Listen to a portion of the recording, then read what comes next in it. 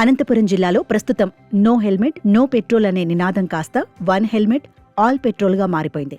జిల్లా యంత్రాంగం, పోలీసులు, స్వచ్ఛంద సంస్థలు కలిసి ద్విచక్ర వాహనదారుల రక్షణ కోసం హెల్మెట్ తప్పనిసరి చేస్తూ కఠిన ఆదేశాలు జారీ చేశారు.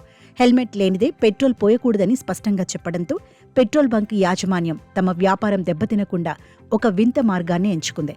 స్థానిక ఎంజీ పెట్రోల్ బంకులో వాహనదారులకు హెల్మెట్ లేకపోయినా పర్వాలేదు, బంకులోనే ఒక కామన్ హెల్మెట్ను అందుబాటులో ఉంచి పెట్రోల్ కొట్టించుకునే ముందు దాన్ని తల మీద పెట్టుకోమని ఆఫర్ ఇస్తున్నారు. ఈ వింత డ్రామాకు సంబంధించిన దృశ్యాలు ప్రస్తుతం సోషల్ మీడియాలో విపరీతంగా వైరల్ అవుతున్నాయి. ఇది చూసిన జనం ఏం ఐడియా గురు అంటూ నవ్వుకుంటున్నారు.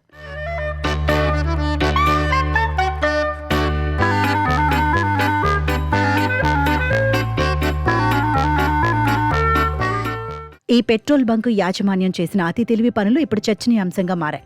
అంతకుముందు ఇదే బంకులో హెల్మెట్ ధరించి వచ్చిన వాహనదారులను గౌరవిస్తూ శాల్వా కప్పి సన్మానం చేసిన ఫోటోలు కూడా బయటపడ్డాయి.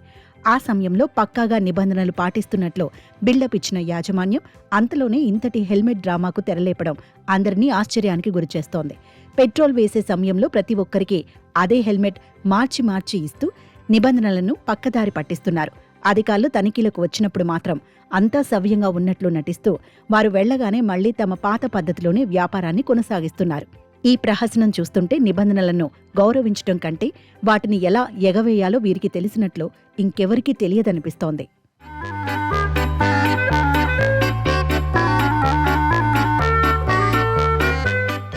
అయితే ఈ వ్యవహారంపై స్థానిక ప్రజలు, స్వచ్ఛంద సంస్థలు తీవ్ర ఆగ్రహం వ్యక్తం చేస్తున్నాయి. వాహనదారుల ప్రాణరక్షణ కోసం పెట్టిన నిబంధనలను కేవలం వ్యాపార లాభం కోసం ఇలా అపహాస్యం చేయడంపై మండిపడుతున్నారు. ఒక్క హెల్మెట్ను 100 మందికి తగిలించి పెట్రోల్ పోయటం వల్ల అది కేవలం ఒక ప్రహసనంగా మిగిలిపోతుందని, అసలు ఉద్దేశం నెరవేరడం లేదని ఆవేదన వ్యక్తం చేస్తున్నారు. ఇలాంటి అడ్డదారి ఆలోచనలు చేసే పెట్రోల్ బంక్ యాజమాన్యంపై పోలీసులు కఠిన చర్యలు తీసుకోవాలని వారు డిమాండ్ చేస్తున్నారు. సోషల్ మీడియాలో వైరల్ అవుతున్న వీడియోల ఆధారంగానైనా అధికారులు స్పందించి ఇలాంటి హెల్మెట్ విన్యాసాలకు చెక్ పెడతారో లేదో వేచి చూడాలి.